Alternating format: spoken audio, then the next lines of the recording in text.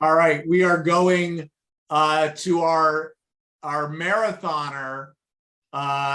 Super proud of you, Alex, for your marathon and what got you motivated to do it and all that, and your posts. If you want to look back at some great posts, take a look at what Alex was posting about his marathon experience.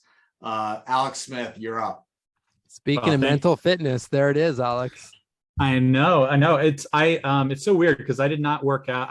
I was on the couch 4 years ago. Never went to a gym, never ran, never anything, and it was just kind of like that consistency. So I didn't even have a plan. I was just like, let me do something like stay consistent. And it was a low bar to entry, so I could run a little bit every day. I was just like, I didn't look at the scale of how much I want to lose. There was no end goal. It's just like, let me just do something to stay consistent. And a mile, Incredible. 3 miles. And then I was like, okay, if I'm going to run a marathon, I got to do more than just run an hour a day.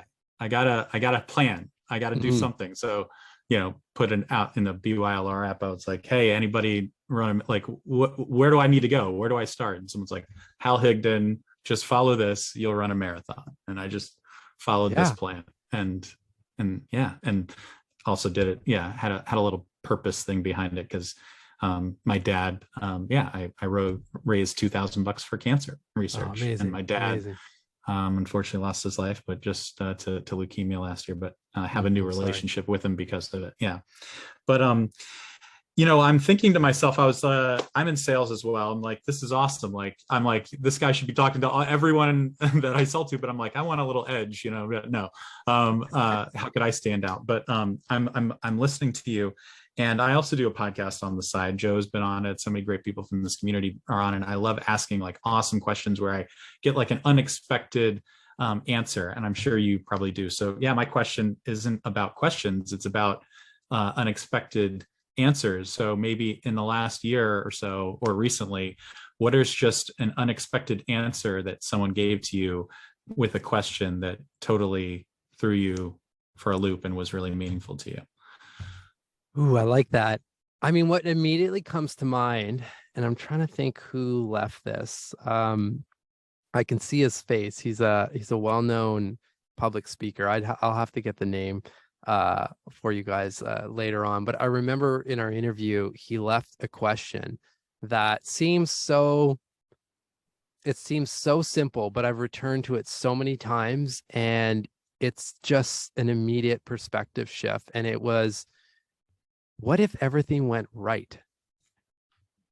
And I think, like, especially when you're thinking, like, if you're working on a challenge or you're mapping out a project or whatever it is, I don't know. I mean, maybe this is just me, but for the most part, there's usually a lot of limiting thoughts that come up of like, I don't really know. I don't have enough money to put this on, or I don't have enough time, or I could do it like this and somewhat fit it in here and so forth, which, sometimes are practical or realistic thoughts.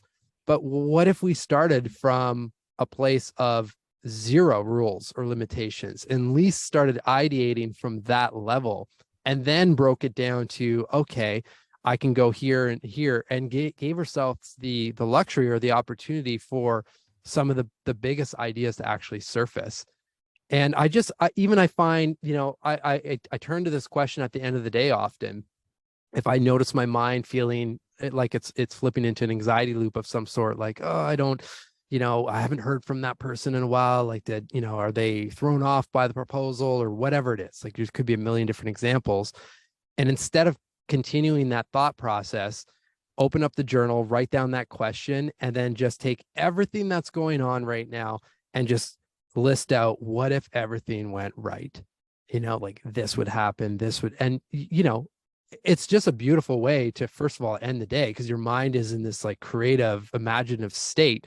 And then you go to sleep as well. And typically, your mind continues to work on it. And next thing you know, some of those things start to come to fruition, right? Versus looping in unfactual statements, right? Like looping in the story or the narrative versus like the actual facts. And this is just a beautiful way to counter that. Josh is his first name. I wish I have to pull up his name. Josh Littman. He's a speaker around creativity. Yeah. So that's one that comes to mind.